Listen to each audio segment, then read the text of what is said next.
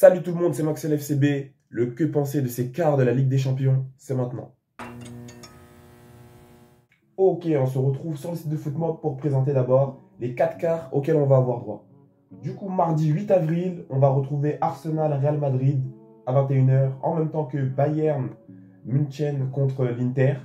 Et le mercredi 9 avril, on aura Barça contre Dortmund et PSG contre Aston Villa. On va revenir rapidement sur les matchs qui nous sont proposés, avec Arsenal-Real Madrid pour commencer face à là. Arsenal-Real Madrid, du coup, on va aller voir rapidement leur parcours au niveau de cette C1. Donc Arsenal, c'est en C1 au niveau des barrages, ça a battu très rapidement le PSV, Arsenal qui a fini dans le top 8. Arsenal donc qui a pu bien se reposer. Ils ont dynamité ici, comme vous avez vu, le PSV. Alors que quant au Real Madrid, déjà, on s'en souvient tous, c'était déjà un peu plus difficile. Ils ont dû jouer des 16e de finale contre Manchester City. Le match allait être assez compliqué pour eux, même s'ils l'avaient remporté. Ils ont remporté également le match retour, où Kylian Mbappé avait déchiré vraiment le mercato hivernal de Manchester City. Dommage pour City, car là, actuellement, ils ont une meilleure forme. Mais en tout cas, lors de ce match-là, de ce match retour-là, ils s'étaient fait dynamiter également par le Real Madrid, 3-1 ou 3-0, je crois. Mais ensuite, le Real Madrid a joué un match crève-cœur contre l'Atlético, où ça s'est jaugé, ça s'est bien jaugé.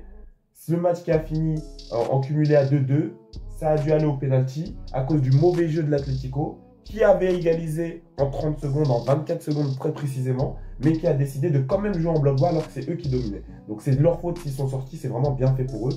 Et du coup, le Real Madrid qui était passé grâce à une double touche sur penalty de Julián Álvarez. Du coup, Arsenal en championnat, leur forme, ils sont deuxième derrière Liverpool. Dans les 5 derniers matchs, il y a quand même une égalité ici. Il y a pas mal de gens qui font des égalités face à Everton. Il y a une égalité contre Nottingham Forest, ça va. Arsenal qui est deuxième.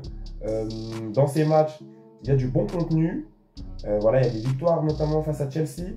Une victoire face à Fulham, alors qu'ils perdent souvent face à Fulham. Tu as le retour de Saka également. Tu as eu une défaite ici contre Newcastle. Contre West Ham, ça se passe sérieux. Ici, une victoire contre Nottingham, une égalité contre Nottingham, ça va. Mais pas mal d'égalités ces derniers temps. Le tableau n'est pas très reluisant. Ici, voilà. Dans leurs 5 derniers matchs, ils vont jouer le Real, Brentford et le Real. Donc Brentford, c'est toujours une équipe assez sérieuse, surtout si tu fais des égalités face à Everton. C'est assez délicat.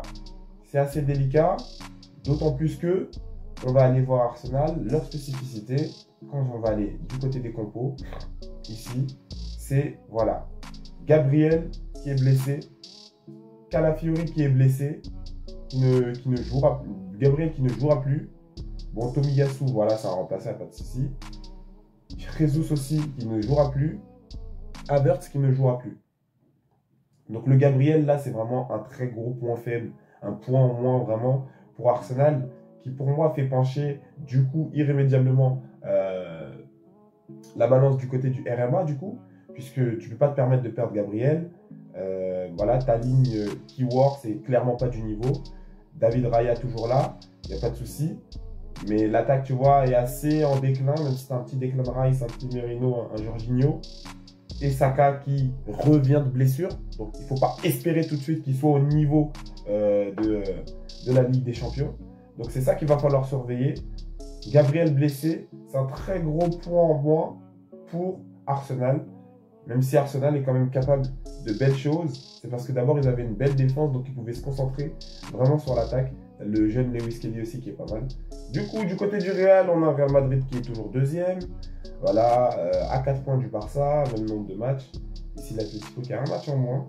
Une loose contre le Real Betis, nous on est parti faire égalité hier, c'est la honte. Et une défaite encore contre Valence. Donc le Real actuellement en championnat, c'est pas très beau à voir.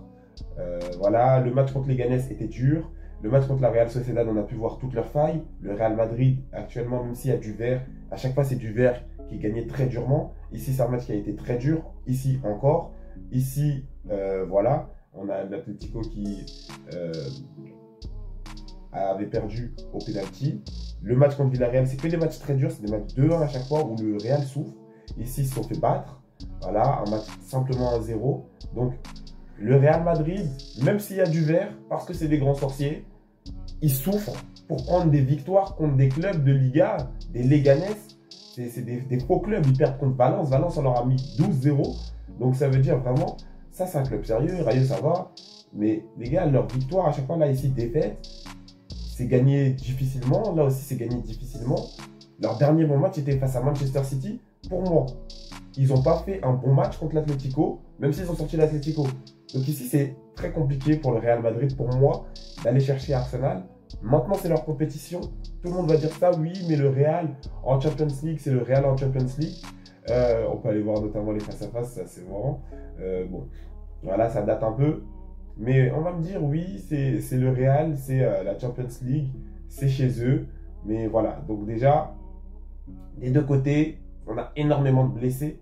Hein, Sterling suspendu, Tchouaméni suspendu. Bon voilà, ça se vaut. Gabriel blessé comme on a vu. Carvajal, très gros poids en moins. Ceballos, très gros poids en moins quand tu vois les sales milieux que possède le Real. Militao, ça peut permettre le changement, ça peut permettre d'avoir d'autres blessés. Ça permet de faire des rotations. Il y en a besoin dans ce foot actuel. Ferland Mendy, voilà, même s'il était plus top et qu'il va bientôt se banquer ailleurs. Thibaut Courtois, vraiment, c'est très chaud s'il est pas. C'est très très chaud. Parce que là, tu as le top 3 meilleurs gardiens du monde. S'il n'est pas là, le Real, je ne sais pas sur quoi vous comptez. Lounine va faire de son mieux. Thibaut Courtois, gardien de ton cœur comme Chelsea, Thibaut Courtois. Donc ça veut dire, on va aller voir rapidement pour Opta. Entre Arsenal et Real, c'est Arsenal qui a l'air un peu plus favori. Ici, 52% pour qu'Arsenal aille en demi-finale, alors que le Real serait à 47%. Je partage cet avis. Normalement, Arsenal devrait être légèrement mieux. Maintenant, Arsenal, c'est des gros floppers. On se souvient des 1000 saisons qu'ils ont laissées à Manchester City.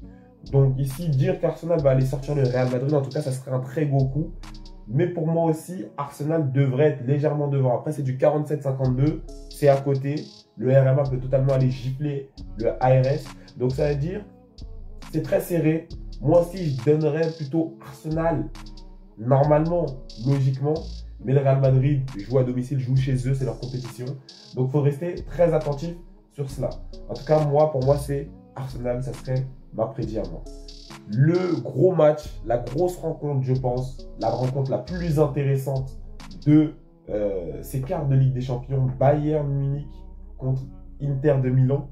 On va aller rapidement voir ici comment ça s'est déroulé pour eux.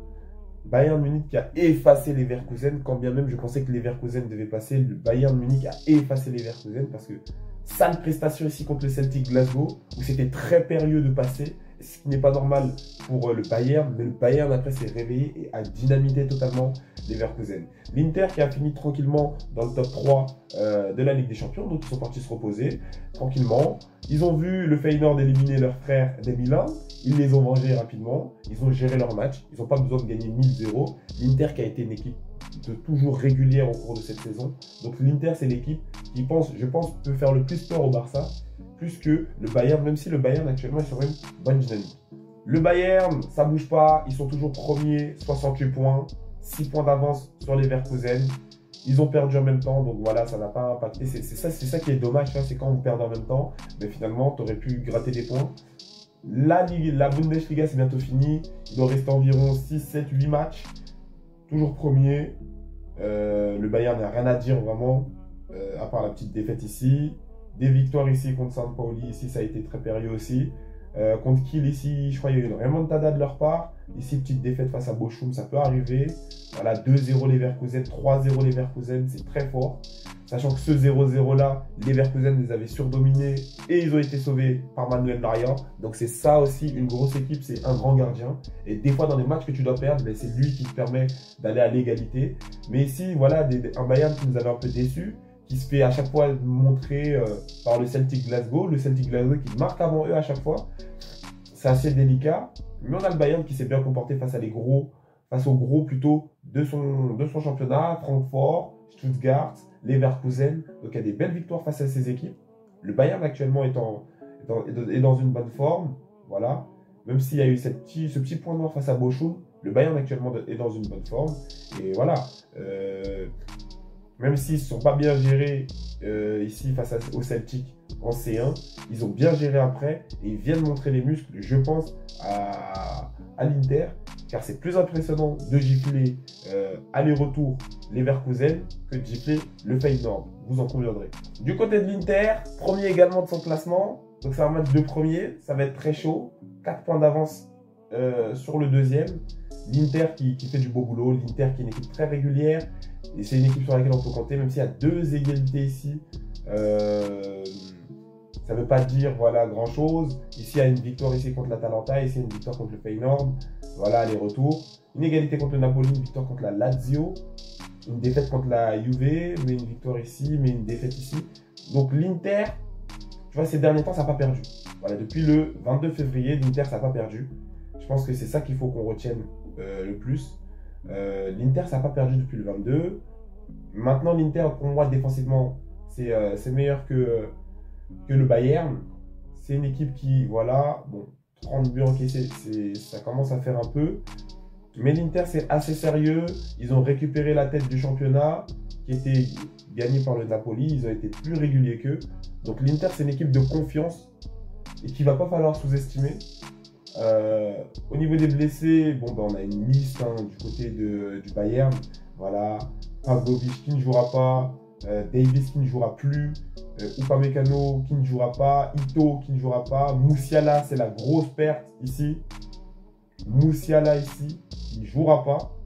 Coman, les gars, Coman qui ne peut pas jouer, on verra, peut-être qu'il pourra jouer. Manuel Neuer. Manuel Neuer et Musiala en moins. Ton 10 est le meilleur gardien du monde en moins. Zoua. Donc ça déjà c'est un très gros point déjà. Parce que l'Inter, même déjà avec tous ces joueurs, je mettais l'Inter au-dessus. Là en plus tu as tous ces joueurs en moins. Des Pavlovic, Neuer, Musiala. Upamecano en vrai c'est ton défenseur titulaire. Buckman, bon je ne le connais pas beaucoup. De l'autre côté, Dumfries, je crois qu'il joue, donc il faut faire attention à ça. Taremi, Zielinski. Mais voilà, fin avril, mi-avril, ça revient bientôt. Carboni, bon, lui, il jouera plus. Toi, ça revient pas. Bon, un petit mi-avril, mais c'est vraiment dommage ici. Début mai, c'est assez compliqué pour cette équipe du Bayern München. Et on va aller voir, tout simplement. Ici, voilà, Milan. Ouais, j'allais essayer de lire ça, mais voilà. Milan ici à 57%. Le Bayern à 42%. C'est un peu moins décousu que le Arsenal Real, là où c'était vraiment serré. Et moi, je suis totalement d'accord. Il y a une défaite dans les 5 derniers matchs du Bayern, même s'ils reviennent bien. Mais là, derrière, la compo qui va être alignée va forcément faire peur. Il n'y a pas tout le monde. Même si il n'y a pas tout le monde, tu arrives à gagner. C'est, je pense, un très gros coup dur d'avoir autant de blessés à cette période-là de l'année. Et donc moi aussi, je pronostiquerais l'Inter ici. Même si ça sera un très lourd match de premier. Un match vraiment très beau. Je pronostiquerai aussi l'Inter sans plus de peur. Même si le Bayern peut quand même aller gagner. C'est un match où les deux peuvent gagner. Mais selon moi, il y a plus de chances que l'Inter passe que le Bayern passe. On revient sur ce petit Barça-Dortmund. Bon, Barça, c'est une équipe que vous connaissez bien sur cette chaîne. C'est une équipe auquel on va aller rapidement. Le Barça, ça a explosé le Benfica tranquillement et après ça a géré le match retour assez tranquillement parce que voilà, il y avait eu un match héroïque contre le Benfica, on leur a montré rapidement qu'on n'a pas leur niveau. Le Barça, ça a explosé le Benfica tranquillement. Le Barça, ça a fini deuxième de phase de poule de Ligue des Champions, donc c'est parti se reposer et un repos qu'ils avaient mérité, dont ils avaient bien besoin. Le Barça, qu'est-ce que ça donne? Le Barça, premier. Voilà, de Liga, premier de Liga, même s'il y a cette petite tache noire ici. Hier, contre le Real Betis, le Barça, voilà, c'est une victoire ici contre l'Atlético, très bien géré. Plusieurs matchs assez rapidement. Voilà, donc le Barça, généralement, c'était du tableau vert. Depuis cette défaite ici, le 21 décembre 2024, voilà, depuis 2025, c'est 0 défaite. Voilà, ça c'est le Barça, 0 défaite. 4 égalités. Mais sinon c'est du vert. Donc c'est la meilleure équipe du monde et on va aller exploser Dortmund, il n'y a pas besoin de parler plus que ça. Cependant, il faut faire attention à quoi? Il faut faire attention au nombre de blessés. Fin avril, quand on récupère Daniel Mo, ça c'est très grave ça. parce que c'est le meilleur joueur du monde. Il est meilleur que Messi. Il s'assied à sa table. Ils se jaugent les deux. Ils sont en train de se battre pour savoir qui est le meilleur au monde. Daniel Mo dit que c'est lui. Moi, je suis d'accord avec lui. Inigo aussi, incertain. On a besoin de lui. Voilà, faut pas rigoler. Marc Bernal qui reviendra à l'année pro. Casado aussi, c'est un peu le cas. C'est dommage qu'il soit plus là. Mais de ne pas avoir Daniel Mo et Casado, ça t'enlève vraiment beaucoup d'options de milieu, de pouvoir pivoter, de pouvoir faire tourner comme tu veux. Et c'est assez dangereux. Ter Stegen, on s'en fiche. De leur côté, Sabitzer, qui est un bon joueur. Soule aussi, qui va arrêter en plus sa carrière avec le BVB. Je crois qu'il avait annoncé. Donc, ils ont quelques petits blessés. On a des blessés plus importants. Donc, c'est à ça qu'il va falloir faire attention. Aussi, comme je l'avais dit dans ma précédente vidéo sur le Barça, le débrief face au Betis Séville, le Barça qui a beaucoup joué. C'est beaucoup de matchs en très peu de jours. On peut aller voir ça. Mais voilà. Hier, ils ont joué. 2 avril, ils ont joué. 30 mars, ils ont joué. Donc, les gars, il y a beaucoup de matchs là. 27 mars aussi, ils ont joué. Il y a beaucoup de matchs. Il faut s'en reposer. Il y a des matchs en plus à enjeu, des matchs importants contre l'Atlético. Et c'est relou de jouer contre l'Atlético. Donc, ça peut jouer aussi la fatigue. Maintenant, ils ont 4 jours pour se reposer. Donc, je pense que ça va être dans le bon. Mais il y a beaucoup de matchs qui sont joués. Du côté du BVB, le BVB, bon, c'est... Même s'ils reviennent bien en ce moment, voilà, 2 victoires dernièrement. 3-1 face au Mainz et 4-1 face à Fribourg. Donc, les deux, comme je les appelle, les deux outsiders qui sont venus se brancher dans ce top 6. Et Fribourg qui en est déjà sorti. Le Mainz et Fribourg. On n'attendait pas du tout à ce niveau-là. Ils ont battu les deux outsiders, alors que moi je pensais que Mainz et Fribourg allaient prendre leurs points sur Dortmund. Ici, ils les ont gérés. Dortmund qui était 10e, qui est repassé 8e. Mais c'est la honte quand même d'être aussi loin pour un ancien gros tel que Dortmund. Dortmund, 2 dernières victoires. Ils sont en bonne forme du coup. Même s'il y a des défaites en veux-tu, en voilà. C'est assez déséquilibré Dortmund. Ça gagne pas tout le temps, ça gagne souvent. Ça gagne un peu, mais c'est 8e. Donc, ils avaient battu Lille. Bien joué à eux, voilà, ils avaient battu Lille, Lille qui avait donné le match totalement, Lille qui devait aller gagner pour moi, mais qui a donné totalement le match. Et au final, c'était pas un match très intéressant. Mais voilà, Dortmund qui va devoir se frotter maintenant au Barça, la meilleure équipe du monde, et qui va prendre sa raclée assez normalement. Dortmund, c'est pas du tout sérieux d'être 8e ici en Bundesliga.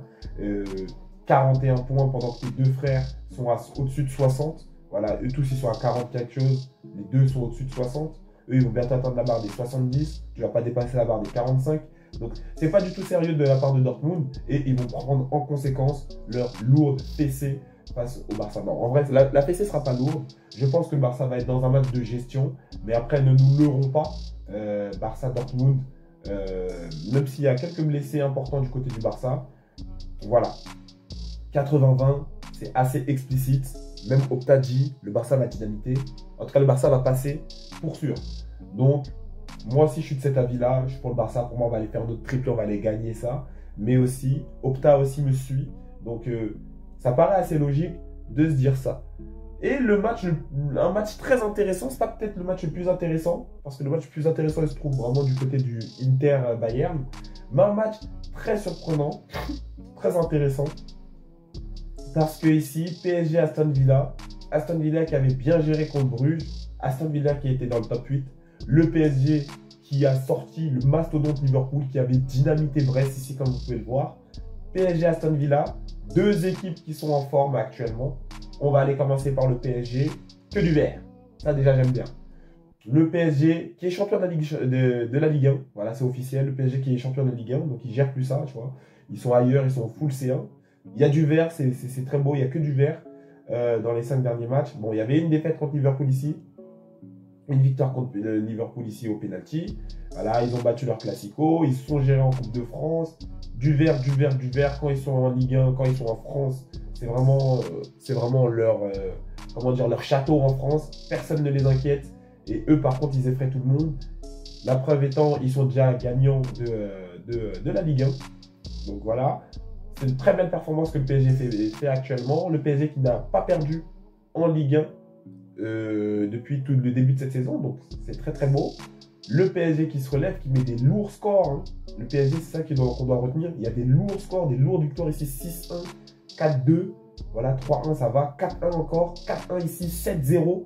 7-0. Il y a des lourds scores vraiment. Donc quand le PSG commence à te dynamiter, vraiment, ils appuient. Et c'est un PSG qu'on n'avait pas eu en début de saison. Vous vous souvenez quand on parlait des XG, c'était que à cause de eux. Parce qu'ils avaient une production offensive qui était énorme, mais zéro de finition. Ce qui finit que le match attendu par le PSG, on attendait à chaque fois 3, 4 buts d'eux. Ils en mettaient que 1. Et des fois, ils pouvaient perdre. Et c'est notamment pour ça qu'ils avaient perdu contre l'Atlético. Mais en tout cas, ici, le PSG, gagnant, qui est déjà premier de la Ligue 1, voilà, qui sait gérer, qui met des lourds scores, qui a sorti Liverpool. Donc, pour moi, vraiment, là, quand on voit ça, ce tableau, ça serait pour eux. Maintenant, attention, on va aller voir du côté d'Aston Villa. Aston Villa, quant à eux, ça se gère un peu, voilà. Il n'y a que du vert aussi. Voilà, Aston Villa, en ce moment, ça se gère. 6e au classement. Aston Villa, ils étaient 10e à un moment, ils sont passés 6e, les gars. Il y a beaucoup de verts. Ils sont aux portes d'aller reconsidérer une Ligue des Champions. 51, 51, 52. Il y a une place ici et ça va se jauger. 50 points ici pour Newcastle. Donc, ils vont se jauger ici. Voilà, parce que eux, ils m'ont l'air quand même assez un peu en avance, les 3 premiers. Même si Nottingham Forest, s'ils continuent à faire n'importe quoi, ils pourraient sortir. Parce que là, 57 points, c'est 2 victoires, ça s'atteint. Donc, Chelsea, Manchester City, Aston Villa qui se battent pour la dernière place, normalement, de Champions League. Aston Villa qui se gère, qui a la victoire contre Nottingham Forest, qui les a fait freiner. C'est très lourd d'avoir battu Nottingham Forest, c'est une équipe très sérieuse. Victoire contre Brighton écrasante, il leur empêche d'aller rejouer, d'essayer de jauger, d'atteindre la C1 ici. Victoire ici contre une petite D3. Petite défaite ici, point noir contre Crystal Palace, mais sinon ça n'a pas perdu. Sinon ça a bien déroulé. Depuis le 28 février, ça n'a pas perdu. Et il y avait aussi une victoire contre Chelsea, une égalité contre Liverpool qui à cette période-là était traumatisé tout le monde.